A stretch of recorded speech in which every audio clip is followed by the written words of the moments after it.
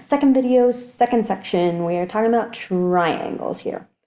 Okay, so with the triangles, there are two different area formulas. I'm going to write both right now. Area equals 1/2 base times height. That'll be the usual first one that you will see. And then the second one is base times height divided by 2. Very poor division sign. I apologize. Okay. So I'm not going to keep writing both of the equations for every single problem on here, but I will probably rewrite the one that I am using every time I use it in the problem.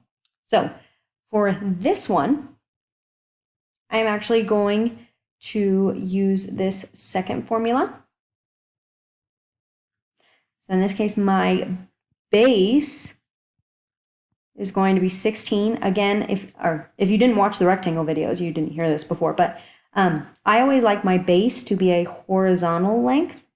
Technically, it doesn't necessarily matter though, just so long as you have both of them in there. So the base and then the height is going to be 19, and that is my vertical length.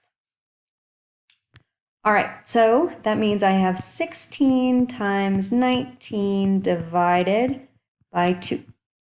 Now, when I do this, the 16 times 19, I get 304. And that is where a lot of you just stopped. And I was like, no, they're so close, come on.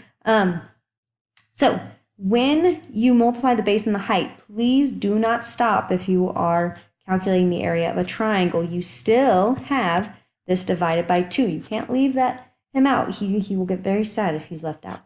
So to find the actual answer, what you need to do now is take the 304 and divide by 2 to get 152. And as with the rectangles, I need you to include your units.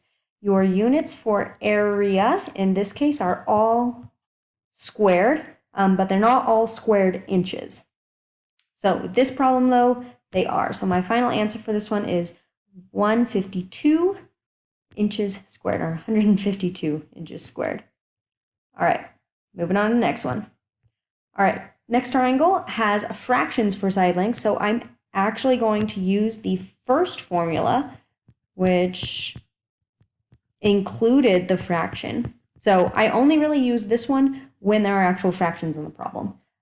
You can choose one and do it for every single problem if you'd like, but that is up to you, your choice. So in this case, my base, what I'm going to call my base, is 1/2 because I like the horizontal measure to be my base. And then my height is the one that makes this right angle when it touches the base. So when the height and the base touch, they make the right angle. So that means this side right here is going to be my base, because when the red side that I just highlighted hits the green side that I highlighted before, you get that yellow right angle. So that's going to be my height. So I have 1/2 times my base times my height. Now, this mixed number right here is very inconvenient. Mixed numbers, remember, are only really good for an answer looking pretty. They're highly not problematic, but just inconvenient when you are doing different operations. So I'm going to change it into a improper fraction first. And you do that by multiplying the whole number by the denominator and adding it to the numerator. So when you do that, you are going to get 2 times 2, which is 4, plus 1 is 5. So that's 5/2. So I'm just going to rewrite it so when I solve it, it is easier. So in this 2 1/2, I solved as 5/2. Now I know we've worked with multiplying 3 fractions at a time like once before. I think it was in bell work. But the rules for this are the same as they are just with multiplying 2 fractions. You multiply straight across the top and the bottom. You do multiply the bottom numbers. So when I do that, on the top, I'm going to get 1 times 5, which is 5.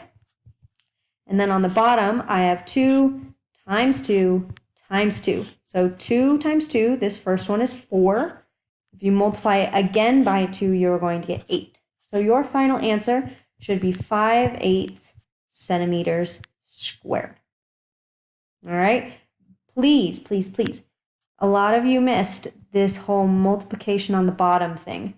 Yes, you want to leave the bottom alone when you are doing addition and subtraction, but when you are doing multiplication, this multiplication, that means you have to multiply the bottom numbers as well. So please do not forget that. All right, and the final problem. So in this case, I have my base as 4.5 and my height as 4. Since there are no fractions, I'm going to go ahead and use that second formula because it is my favorite, if one can have a favorite formula. So when I am raised, I have half, and then my base is 4.5. My height is 4, and then I have my divide by 2. Please do not forget that divide by 2. All right, so when I do this multiplication, I'm going to do it off to the side because I don't really have a lot of room there. So you do 4.5 times 4. When you're multiplying with a decimal point, go ahead and just do your multiplication like normal and then reinsert it back later. So you have 4 times the 5 is 20, and then 4 times 4 is 16, plus 2 is 18. Now with the decimal, you have to count how many numbers are behind any decimal point in the problem, which in this case is just 1, and that is how many spots your decimal has to move. So the answer to 4.5 times 4 is 18 or 18.0 if you really wanted it. But this is not where you stop. Do not stop here, please. You are so close to the right answer, and then you don't divide by 2, and it's sad. Sad because you lose points when you are so close to getting the right answer. So once you multiply the base and the height, you must divide by 2. So that gives you an answer of 9 feet squared. Yes, I realize I should have said this at the beginning of the problem. All of your units, I know we are not technically working with squares or even rectangles, but all area units are always squared, no matter if it's triangle, a trapezoid, a hexagon. The area is always measured in squared units. So please, when you're doing this on a test, make sure you do that correctly. Okay, hold on to your hats, boys and girls. We are going to scroll all the way back and then scroll down. Look at that. And the next problem has appeared. Alrighty, so these triangles are a little more difficult than the ones before because they do not have a right angle. They do not have a specified side that is the height. And we'll look at what that means here in a moment. So there are no fractions, so I'm going to go with the second formula. This is a divided by 2. That is a very poor division sign. It's really hard to draw division signs on here. Anyways. Okay, so my base, the horizontal length, and then my height is actually going to be this 15. Now, some of you might be wondering, why didn't you use the 16 for your base? Well, the way this picture is drawn, and because I know that the base and the height have to make a right angle, the only right angle that is drawn for me is that one. So I know that the base and the height are the two lengths that, when they touch, make that right angle. So I know my base has to be this because it's touching the right angle, and then my height has to be this inside length because it is also touching this right angle. So that right angle is very, very important. All right, so we have area equals my base times my height, and And let's try this division sign. Oh, that didn't turn out bad. Okay, and you are dividing by 2.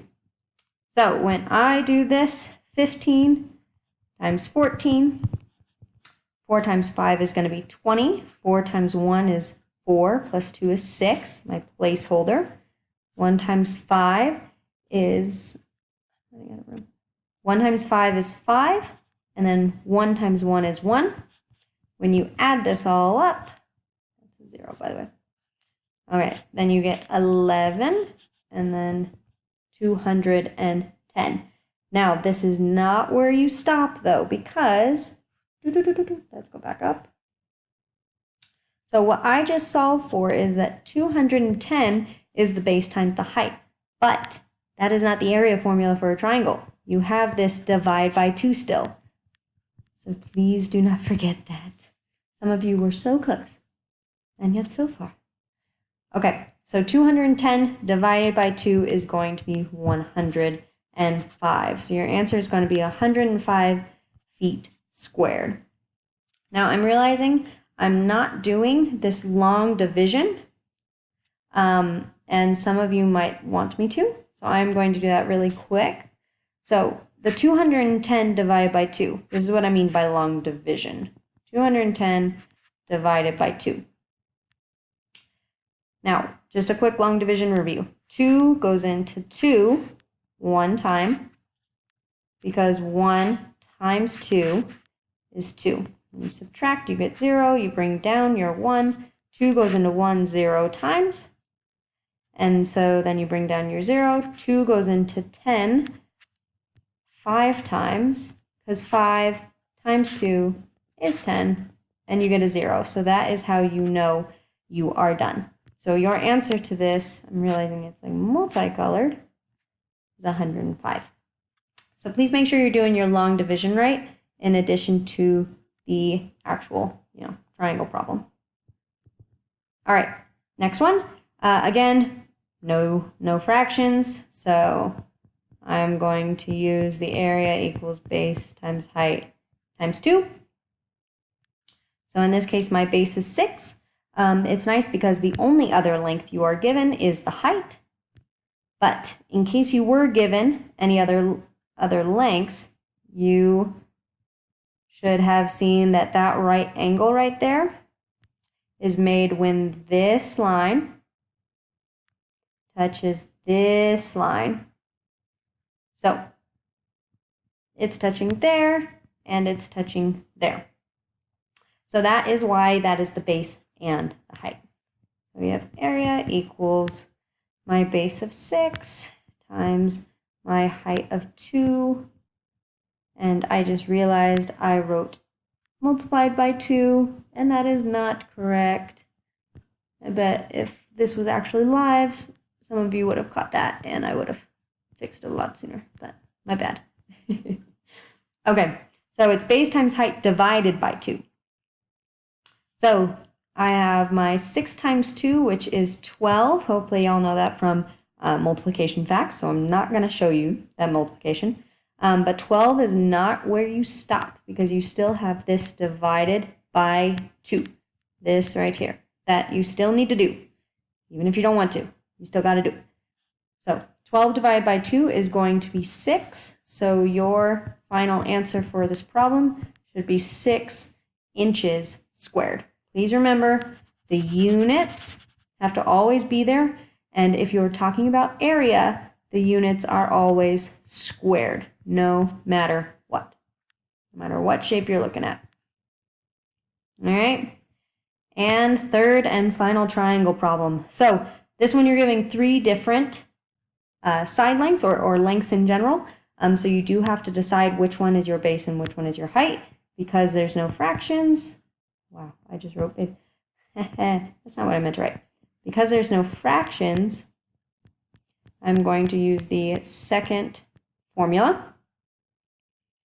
All right, my base and my height are going to be indicated by where this right angle is, right there.